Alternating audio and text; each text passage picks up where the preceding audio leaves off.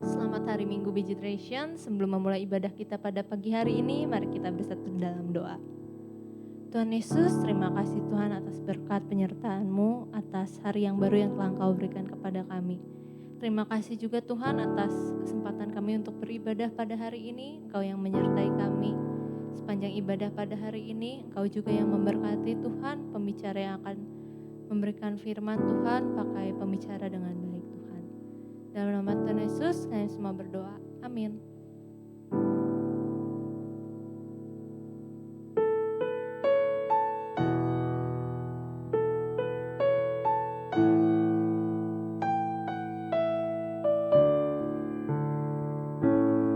Yesus, Kau kebenaran yang menyelamatkanku. Kau memberikanku hidup dan pengharapan.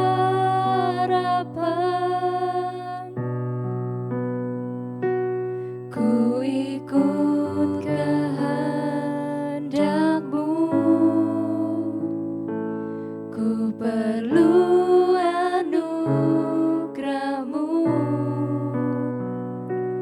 Ku nyatakan janji-Ku kepadamu.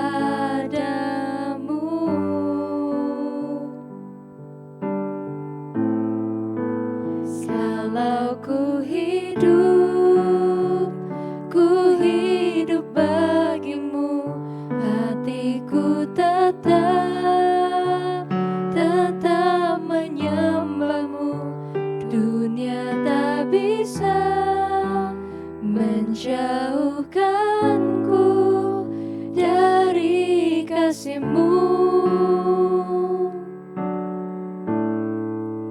Selama ku hidup bagi-Mu, mataku tetap memandang-Mu. Dunia tak bisa menjauhkanku dari kasih-Mu.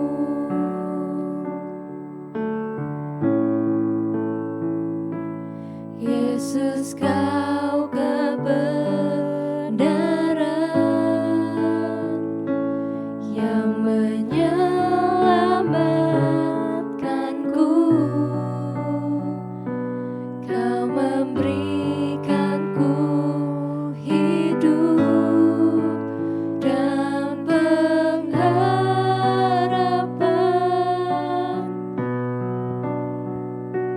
Ku ikut kehendak-Mu, ku perlu anugerah-Mu. Ku nyatakan janji-Ku kepadamu.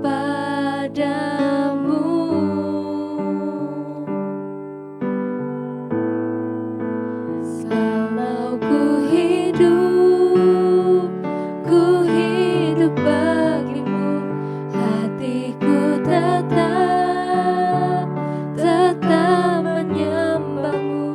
Dunia tak bisa menjauhkanku dari kasih-Mu. Selama ku hidup bagi-Mu, mataku tetap memandang-Mu. Dunia tak bisa menjauhkanku dari kasih-Mu. Kalau ku hidup bagi-Mu, hatiku tetap menyembah-Mu. Dunia tak bisa menjauhkanku dari kasih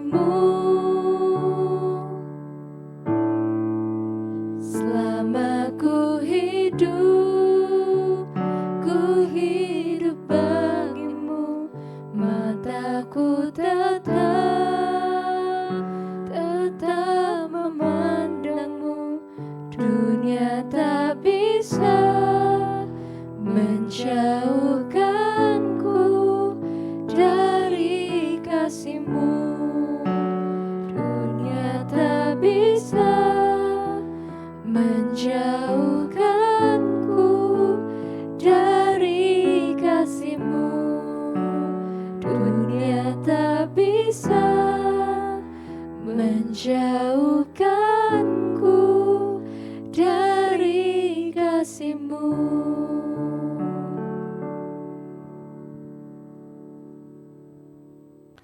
Selamat pagi teman-teman remaja pemuda Gereja Isa Al-Masih Kopo Permai. Nama saya Pendeta J. Patimahu dari Gereja Kristen Immanuel Kanaan, Taman Kopo Indah 1. Salam kenal di dalam kasih Tuhan kita Yesus Kristus. Saya berterima kasih kepada teman-teman hamba Tuhan dan juga majelis jemaat pengurus dari Gereja Isa Al-Masih Kopo Permai yang boleh memberikan kesempatan bahkan mempercayakan pemberitaan firman Tuhan ini pada pagi hari ini di tanggal 23 Mei 2021. Mari sebelum kita membaca dan merenungkan firman Tuhan, kita akan berdoa bersama-sama dan kita minta tuntunan dan pimpinan daripada Roh Tuhan boleh memberikan pengertian bagi setiap kita dan juga boleh memberikan kekuatan bagi kita untuk boleh mengerjakan firman Tuhan di dalam keseharian kita. Mari kita sama-sama berdoa. Bapa di dalam surga, kami bersyukur, berterima kasih. Tuhan berikan kesempatan bagi kami untuk kami boleh beribadah kepada Tuhan. Tuhan memberikan undangan, Tuhan mengundang kami. Tuhan memberikan kesempatan untuk kami boleh berbakti kepada Tuhan. Sekalipun kami berbakti secara online, kami boleh berbakti di rumah kami masing-masing bersama dengan keluarga kami. Dan biarlah ibadah kami secara online ini tidak mengurangi kekusukan, tidak mengurangi kehikmatan di dalam kami boleh beribadah kepada Tuhan. Tuhan berkati ibadah kami dari awal pertengahan sampai selesai, khususnya ketika kami boleh membaca dan merenungkan firman Tuhan. Mampukan kami untuk kami boleh mengerti akan bagian-bagian firman-Mu dan juga mampukan kami untuk kami boleh mengerjakan setiap firman Tuhan di dalam hidup kami.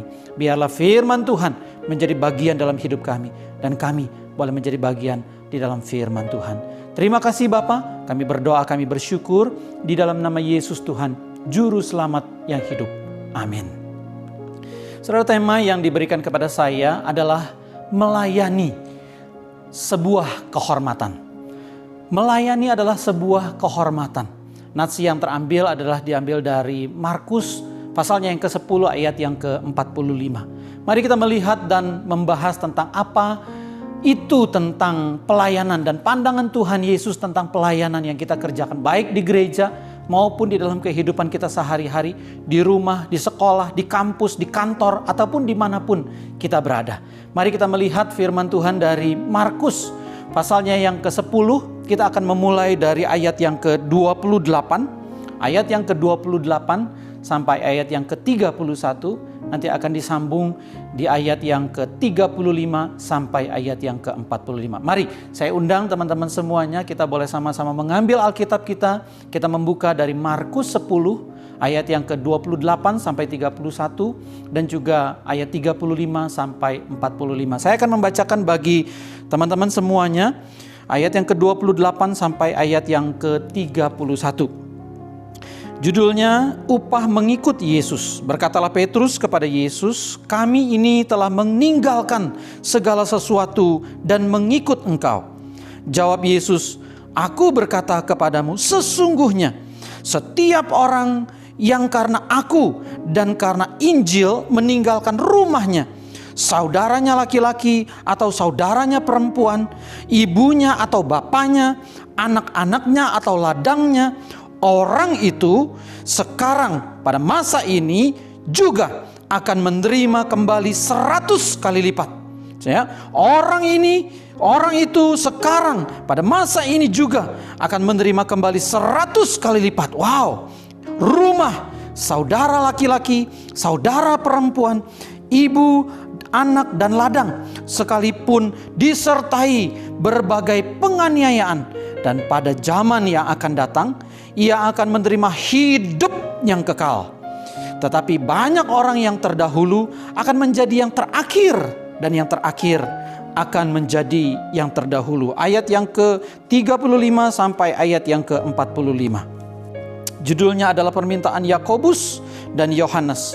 Bukan memerintah, melainkan melayani. Ayat yang ke-35, lalu Yakobus dan Yohanes, anak-anak Zebedeus, mendekati Yesus dan berkata kepadanya, Guru, kami harap supaya engkau kiranya mengabulkan suatu permintaan kami.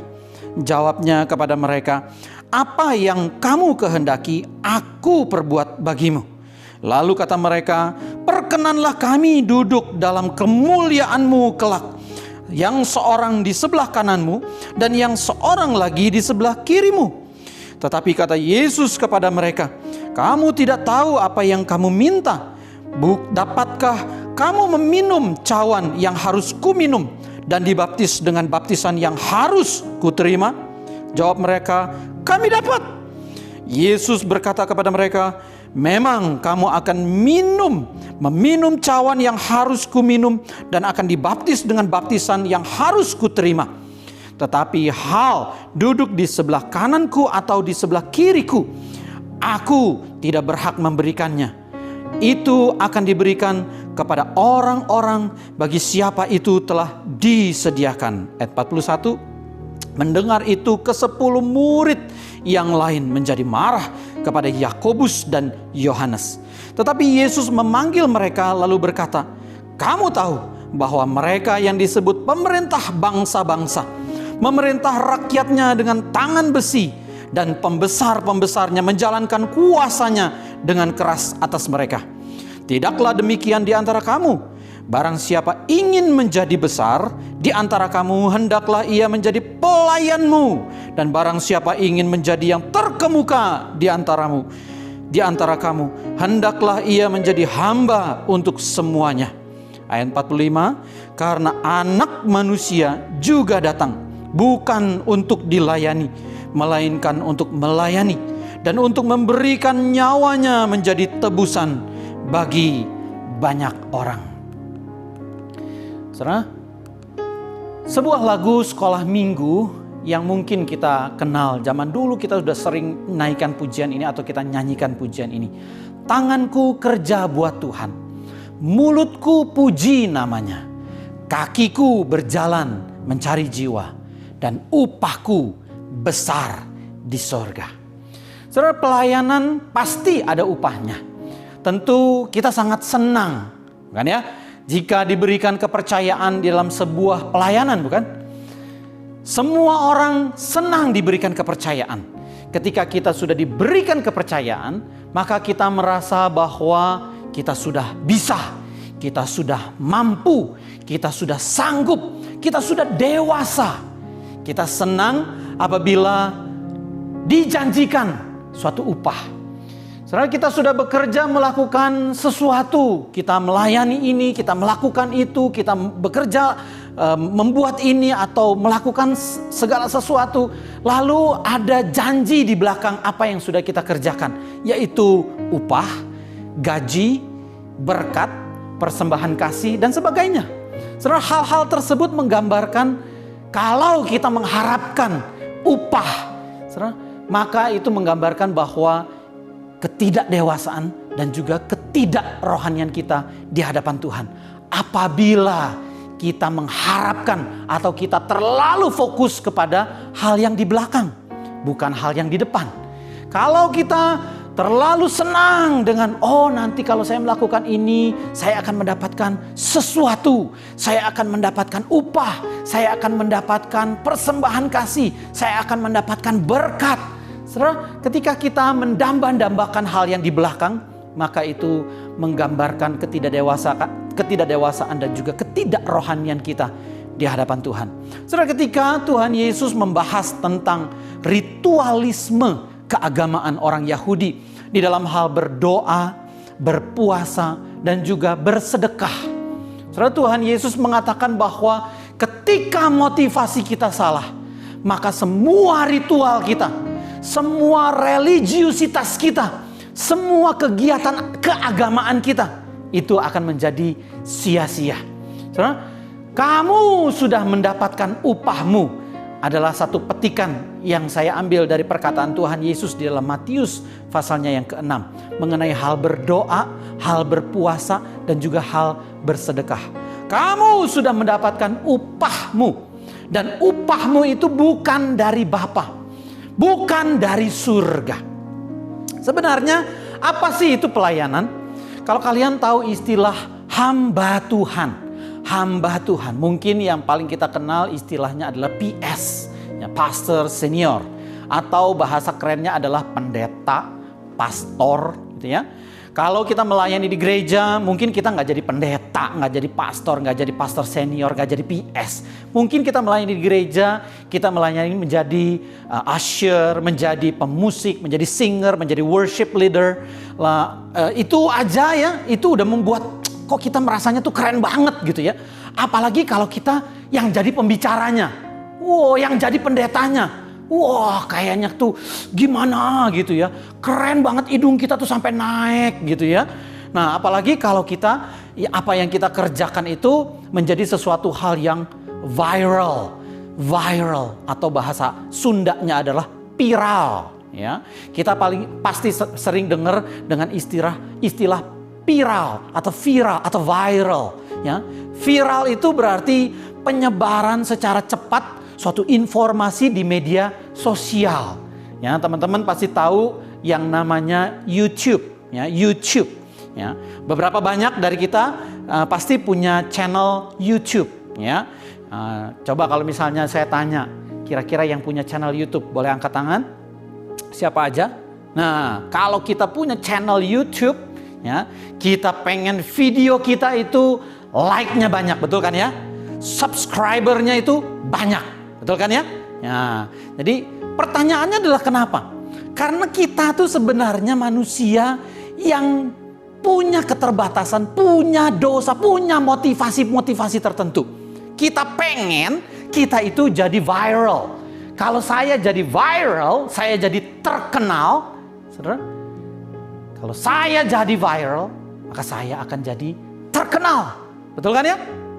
Saudara, apa yang kita sudah bahas, baik itu upah maupun viral, saudara, itu semua adalah pemikiran dunia. Kalau kita pengen melakukan sesuatu terus supaya kita terkenal, supaya kita jadi viral, itu merupakan pikiran yang enggak rohani, bukan pola pikir yang rohani. Saudara, saya melakukan sesuatu lalu saya mendapatkan upah atau pujian dari manusia. Satu jempol yang banyak, satu like yang banyak. Saya sudah mengerjakan sesuatu, lalu saya jadi viral. Itu semua jauh dari apa yang Tuhan Yesus mau. Dari dua perikop yang tadi kita baca, baik itu upah untuk mengikuti Yesus maupun permintaan dari Yakobus dan Yohanes, yaitu bukan untuk memerintah tetapi untuk melayani. Tuhan Yesus adalah orang yang sangat radikal. Kalau kita lihat dari apa yang sudah kita baca, betul kan ya? Dia dan juga prinsip-prinsipnya itu berbeda dengan konsep dunia. Kalau dunia berbicara tentang materi, maka Tuhan Yesus membawa kita kepada satu prinsip yang rohani, sesuatu yang kontradiktif. Kalau teman-teman perhatikan seluruh pasal yang ke-10 dari kitab Markus ini. Kalau saudara lihat, saudara baca ya. Mulai dari ayat yang pertama ya. Mulai dari ayat yang pertama. Saudara, itu bicara tentang perceraian. Ya, tentang perceraian. Dari ayat yang pertama sampai ayat yang ke-12 itu satu perikop berbicara tentang perceraian. Lalu kita bertanya, kenapa sampai orang bercerai? Kenapa sampai orang bercerai? Kenapa papa mama kita berantem? Kenapa?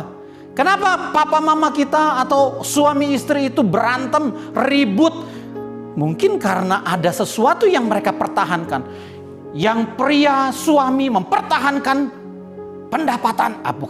pendapatnya. Yang wanita, yang istri juga mempertahankan pandangannya. Nah, semua ini permasalahannya adalah di ego. Sesuatu yang harus dipertahankan. Kita lanjut lagi ya. Ayat yang ke-13 sampai 16 kita lihat ya. Itu soal anak-anak yang datang kepada Tuhan Yesus. Hanya orang-orang yang punya pemikiran seperti anak-anak yang layak masuk dalam kerajaan sorga. Saudara, ini permasalahan ego lagi bukan? Apakah anak-anak punya ego? Oke, betul.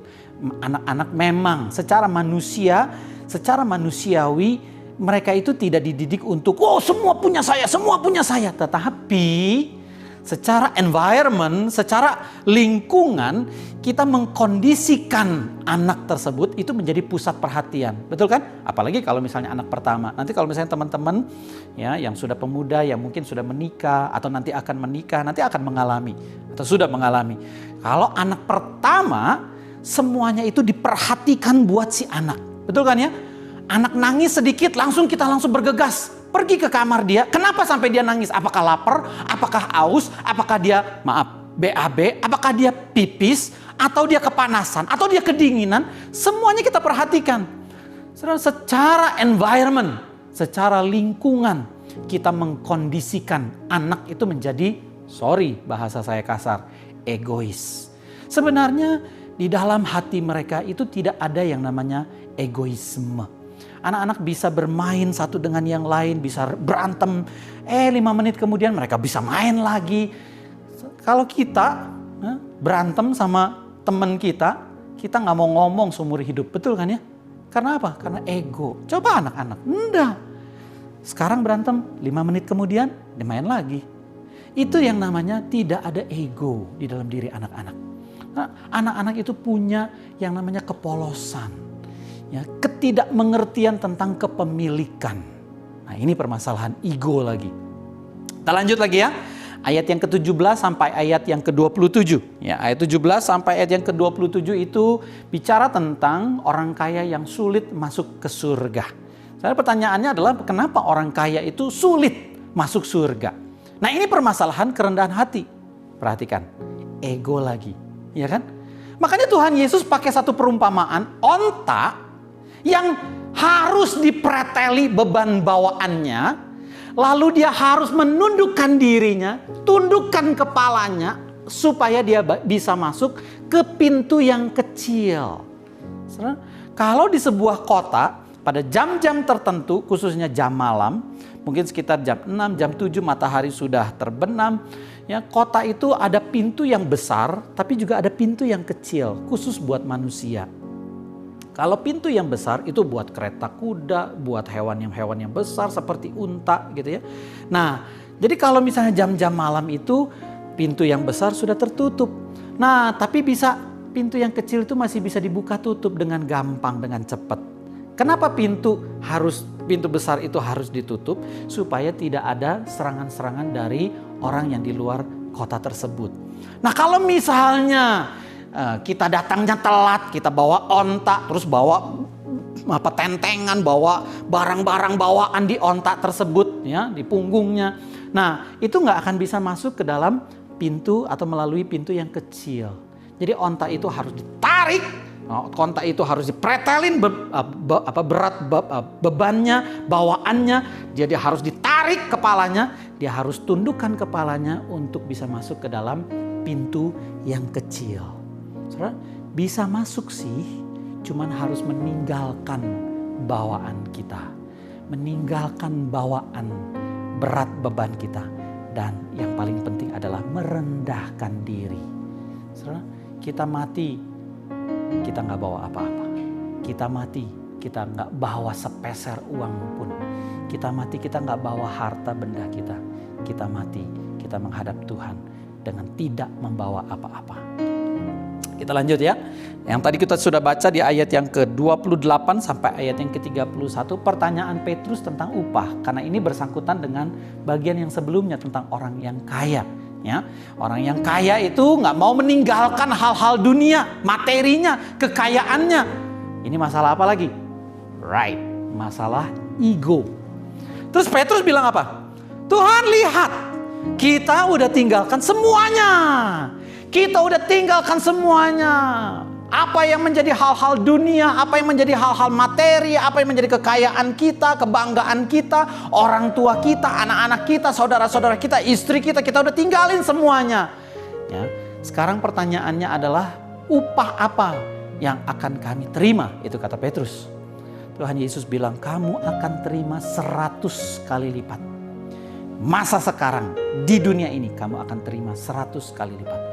Wow. Ya. Dengan meninggalkan papa mama untuk ikut Tuhan Yesus. Terus apa kita menjadi punya 100 papa atau 100 mama? Enggak juga sih. Ada seorang penafsir mengatakan demikian. Istilah pada masa ini ya sebenarnya mengacu kepada saudara-saudara seiman di dalam Tuhan. Saudara, ketika kita mengikut Tuhan, kita meninggalkan orang tua kita, rumah kita, saudara-saudara kita, semua apa yang dulu kita punya. Sekarang kita bergabung bersama dengan saudara-saudara seiman kita yang biasa kita sebut sebagai keluarga kerajaan Allah. Ku cinta keluarga Tuhan, betul kan ya? Terjalin mesra sekali. Nah, itu lanjutnya ya, dilanjutin sendiri ya. Nah, ini permasalahan upah. Yang mengenai Petrus ini permasalahan upah. Kira-kira yang Petrus maksudkan itu apakah upah di dunia, apa upah di surga? Saya curiga ini yang Petrus maksudkan adalah upah di dunia. Nah, balik lagi ini adalah permasalahan apa? Masalah ego, masalah ego. Nah, lalu kemudian kita lanjut lagi ayat 32 sampai 34. Ini Tuhan Yesus berbicara tentang penderitaannya di Yerusalem. Nah, anehnya kenapa Tuhan Yesus ini menyelipkan topik penderitaan di antara dua percakapan, yaitu mengenai upah dan juga mengenai kedudukan. Kenapa Tuhan Yesus menyelipkan topik penderitaan? Pasti ada maksud dan tujuannya. Karena apa? Karena hidup di dunia bagi Tuhan Yesus adalah merupakan satu penderitaan. Secara manusia, kita itu harus menderita ketika kita hidup di dunia. Betul kan ya? Ketika kita sudah terima Tuhan, terlalu banyak orang yang mencibir kita, terlalu banyak orang yang menghina kita, terlalu banyak orang yang merendahkan kita, nggak menganggap kita penting. Ketika kita mengikut Tuhan, melayani Tuhan, kita seringkali juga merasakan hal-hal yang tidak enak di dalam hidup kita. Mungkin keluarga kita akan mengalami sakit penyakit, mungkin keluarga kita juga akan berantakan. Tetapi yang menarik adalah ketika kita mengikut Tuhan, Tuhan Yesus mau ingatkan bahwa ada penderitaan yang siap mengancam kehidupan kita. Kita harus siap. Kita harus siap. Ketika kita menerima apa yang kita alamin dalam kehidupan kita, apa yang kita hadapin, yaitu penderitaan dan penganiayaan. Ketika kita menerima semuanya itu, kita sudah melepaskan yang namanya ego kita. Balik lagi nih masalah ego. Ayat 35 sampai 45 ini mengenai pelayanan. Ini memang udah jelas-jelas ini masalah posisi, masalah pride, masalah who am I atau who I am, kira-kira gitu. Ini masalah ego. Lalu kemudian di pasal yang ke-10 ini diakhiri dengan satu perikop yang menarik. Adalah di ayat 46 sampai ayat yang 52. Penyembuhan Bartimeus yang buta. Mengapa penulis Markus atau Markus ya, menutup pasal yang ke-10 ini dengan kisah si buta yang disembuhkan? Sebenarnya ini suatu praktek yang nyata untuk murid-murid. Pembelajaran yang begitu real buat murid-murid. Kalau Bartimeus yang buta aja bisa disembuhkan. Mungkin pertanyaannya adalah, hei kamu murid-murid, hei kamu anak Tuhan, hei kamu pelayan-pelayan Tuhan yang melek, yang gak buta. Jangan dibutakan oleh dunia. Ini pelajarannya. Kamu yang sudah ikut Tuhan Yesus, kamu jangan buta dengan hal-hal dunia. Jangan kamu dibutakan dengan materi, dengan kekayaan, dengan kehebatan, dengan kemegahan, bahkan dengan posisi-posisi tertentu yang mungkin membuat kita bangga luar biasa. Istilah kamu tahu bahwa mereka yang disebut pemerintah bangsa-bangsa, memerintah rakyatnya dengan tangan besi, dan pembesar-pembesarnya menjalankan kuasanya dengan keras atasmu.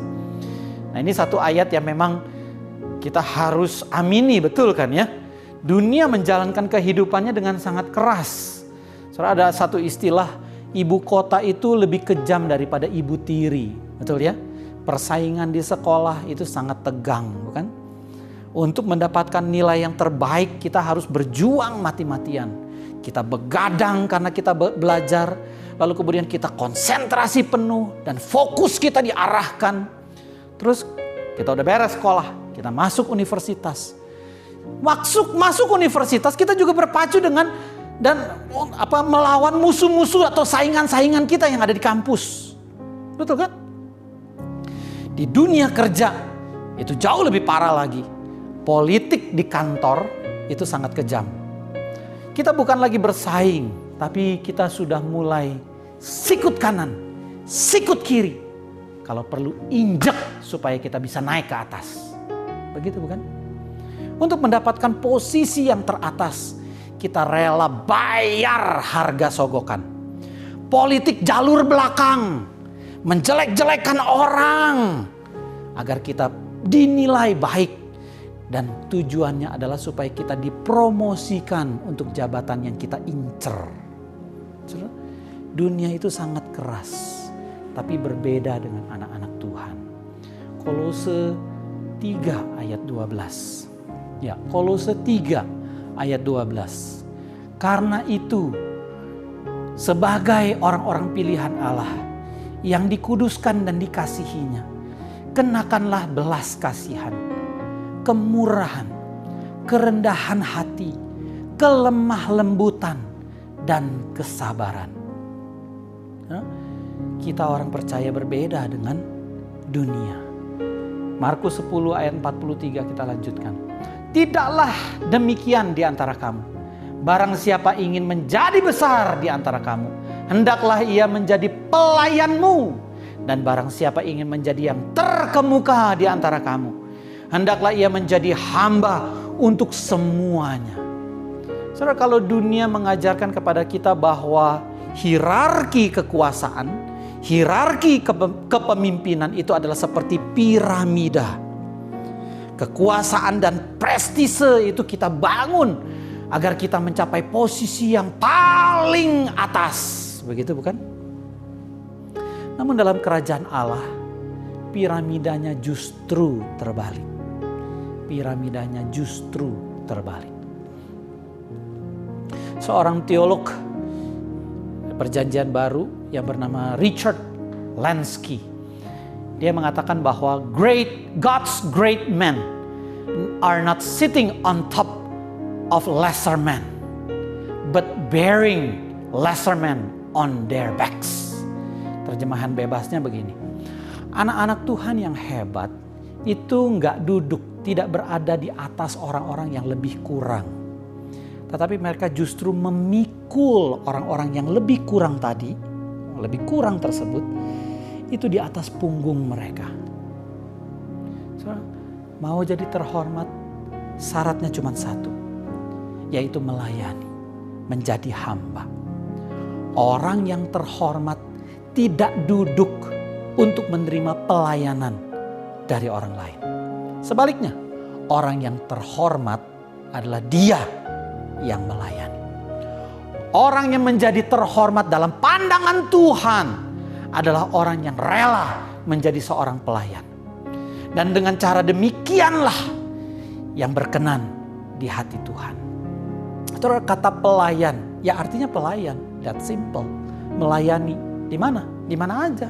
Start small. Mulai dari rumahmu, mulai dari kamarmu, mulai dari meja belajarmu, mulai dari dirimu. Jangan bicara melayani di gereja kalau rumahmu, kalau meja belajarmu belum rapih. Jangan bicara soal melayani di gereja kalau kamarmu belum rapih. So, caranya gimana? Kalau mau rapihin rumah, rapihin kamar, rapihin meja belajar, harus diapain? Ya tentu harus diberesin, bukan? Harus dibersihin. Yaitu yang namanya melayani. Melayani adalah ya kita nyapu-nyapu, kita ngelap-ngelap, kita ngepel-ngepel. That simple. Kamu gak harus sekolah khusus atau kursus untuk nyapu, untuk ngepel, untuk ngelap. Betul kan ya? Pertanyaannya adalah, kamu mau gak?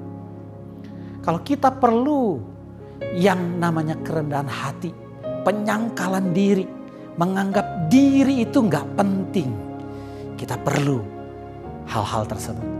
Kita perlu kerendahan hati, kita perlu penyangkalan diri, kita perlu menganggap diri kita itu nggak penting. Melepaskan ego, melepaskan ego, seperti unta yang melepaskan bawaannya, supaya bisa masuk ke dalam pintu yang kecil. Kita pun juga harus melepaskan ego kita, supaya kita bisa masuk ke dalam kerajaan Allah. Saudara, pertanyaannya, bisa nggak? Jawabannya, bisa. Kok bisa? Karena sudah ada, sudah pernah ada contohnya. Sudah ada teladannya. Siapa? Tuhan Yesus. Saudara, Filipi 2 ya. Ayat yang pertama sampai ayat yang ke-11 ada satu pujian yang begitu luar biasa. Di sana ada satu statement. Dia yang setara dengan Allah, tidak mempertahankan haknya. Ayat yang ke-6. Yang walaupun dalam rupa Allah, tidak menganggap kesetaraan dengan Allah itu sebagai milik yang harus dipertahankan. Tuhan Yesus memberikan teladan, yaitu di ayat yang ketiga. Dengan tidak mencari kepentingan diri sendiri atau pujian yang sia-sia. Sebaliknya hendaklah dengan rendah hati yang seorang menganggap yang lain itu lebih utama daripada dirinya sendiri. Pasal 10, Markus pasal 10 ayat yang ke-45. Karena anak manusia juga datang bukan untuk dilayani, melainkan untuk melayani dan untuk memberikan nyawanya menjadi tebusan bagi banyak orang. Saudara, pertanyaannya adalah ketika kita melayani, upah atau pujian yang berasal dari mana yang kita mau terima? Apakah upah dan pujian dari dunia? Dunia yang sementara, maka upah dan pujian dari dunia itu juga adalah sementara. Ketika kita melayani, kehormatan dari mana yang kita mau terima? Apakah kehormatan dari dunia atau kehormatan dari Allah? Saudara, Yohanes 12 ayat 26. Yohanes 12 ayat 26 mengatakan bahwa barang siapa melayani aku, dia harus mengikut aku. Dan di mana aku berada, di situ pun pelayanku akan berada. Barang siapa melayani aku, ia akan dihormati Bapa. Barang siapa melayani aku, ia akan dihormati Bapa. Nah, seperti seorang ajudan yang mengikuti kemana pimpinannya akan pergi. Itulah kita. Kita menjadi ajudannya Tuhan Yesus. Saudara, kalau jadi ajudannya Presiden Jokowi aja, itu udah membuat kita itu bangganya luar biasa. Apalagi kalau kita jadi ajudannya Tuhan Yesus. Ditambah lagi dengan statement, dia akan dihormati Bapa. Wow, satu pujian, satu penghormatan yang dari dunia itu sesuatu yang semu, yang sementara. Tetapi pujian dan penghormatan dari Tuhan, dari Allah itu real dan kekal. Wow, saudara, upah dan keviralan dari Allah itu everlasting. Saudara, melayani Allah adalah sebuah kehormatan. Di dalam pembelajaran doktrin Allah ada sebuah poin, ada satu poin yang mengatakan bahwa Allah itu independent. Allah itu self-existence. As one infinite, eternal substance. Allah kita itu Allah yang independen. Allah yang tidak bergantung kepada apapun juga atau siapapun juga. Allah yang self-existence. Allah yang tidak diciptakan. Dan tidak ada sesuatu yang pernah menciptakan Allah tersebut. Itulah Allah kita. Allah kita itu adalah Allah yang mulia. Dengan atau tanpa kita, Dia tetap mulia. Allah tidak perlu dan tidak membutuhkan pelayanan kita manusia. Tanpa pelayanan kita, ia tetap mulia, ia tetap eksis. Tetapi ia mau memberikan satu privilege, satu hak istimewa, satu kesempatan bagi kita untuk melayani dia. Dengan kita melayani Tuhan, itu merupakan satu kehormatan bagi kita. Satu privilege, satu hak istimewa, satu kesempatan, satu kehormatan. Saya akan menutup renungan firman Tuhan dengan sebuah ayat. Kita sudah sangat kenal dengan ayat Yohanes 3 ayat 16. Yaitu tentang ketaatan dan pengorbanan Kristus. Yohanes 3 ayat 16 berbunyi demikian. Karena begitu besar kasih Allah akan dunia ini, sehingga ia telah mengaruniakan anaknya yang tunggal, supaya setiap orang yang percaya kepadanya tidak binasa, melainkan beroleh hidup yang kekal.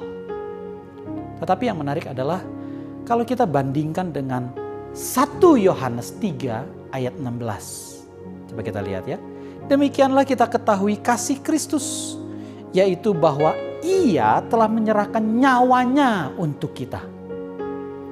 Ia telah menyerahkan nyawanya untuk kita. Yang menarik kalimat selanjutnya adalah jadi kita pun wajib menyerahkan nyawa kita untuk saudara-saudara kita. Surat 3:16, ketaatan dan pengorbanan Yesus. 1 Yohanes 3:16 diawali dengan juga ketaatan, kasih Kristus dan juga pengorbanan Tuhan Yesus bagi kita. Tetapi ada buntutnya, ada anak kalimatnya, ada kalimat yang paling belakang. Yang menarik adalah kita pun wajib menyerahkan nyawa kita untuk saudara-saudara kita. Adalah satu tuntutan bagi kita setiap anak-anak Tuhan. Kita pun apa? Kita pun wajib. Kudu, harus, gak bisa ditawar-tawar lagi. Kita pun wajib menyerahkan nyawa kita untuk saudara-saudara kita. Karena kita adalah anak-anak Tuhan. Saudara, melayani Tuhan adalah satu kehormatan. Kita sudah dilayani oleh Tuhan. Maka sekarang saatnya kita melayani Tuhan. Tuhan memberikan satu hak istimewa, privilege. Tuhan memberikan satu kesempatan. Dan yang menarik adalah Tuhan menghormati setiap kita yang sudah melayani Tuhan. Amin. Kita berdoa. Bapa dalam surga, terima kasih untuk kesempatan kami boleh melayani Tuhan. Ampuni kami kalau kami terlalu tergiur, terlalu termotivasi, terlalu teriming-iming dengan upah, dengan berkat, dengan persembahan kasih. Tuhan tolong perbaiki motivasi kami yang jahat, yang berdosa ini. Biarlah kami dengan tulus ikhlas kami boleh melayani Tuhan. Karena Tuhan sudah melayani kami. Kami melayani Tuhan. Karena itu merupakan satu kehormatan, hak istimewa, kesempatan di mana kami boleh melayani Tuhan. Yang sebenarnya Tuhan tidak memerlukan pelayanan kami. Tetapi Tuhan memberikan kesempatan itu bagi kami. Di sini kami anak-anak-Mu, Tuhan berkati setiap kami. Di dalam nama Yesus Tuhan Juru Selamat yang hidup, kami berdoa, kami bersyukur. Amin. Mari rekan-rekan Be Generation yang dikasihi oleh Tuhan, setelah kita beribadah kepada Tuhan, kita mau mengarahkan hati, menadahkan tangan untuk menerima berkat Tuhan. Diberkatilah engkau di dalam studimu, di dalam masa depanmu, di dalam pekerjaanmu bagi yang sudah bekerja. Diberkati di dalam segala sesuatu yang kalian kerjakan, supaya nama Tuhan dipermuliakan. Tuhan memberkati engkau dan melindungi engkau. Tuhan menyinari engkau dengan wajahnya dan memberi engkau kasih karunia. Tuhan menghadapkan wajahnya kepadamu dan memberi engkau damai sejahtera. Oleh sebab itu, rekan-rekan Be Generation yang dikasihi oleh Tuhan, mari sekarang terimalah berkat, rahmat anugerah dari Allah Bapa kita, cinta kasih sayang penyertaan putranya Tuhan Yesus Kristus, dan persekutuan damai dengan Roh Kudus. Biar kiranya terus tinggal menyertai kita sekalian, mulai hari ini sampai Maranatha Tuhan Yesus datang kedua kalinya, bahkan sampai selama-lamanya. Demi nama Tuhan Yesus Kristus, kami terima berkat-Mu dengan penuh rasa syukur. Haleluya. Mari yang percaya sama-sama katakan amin. Tuhan memberkati semuanya.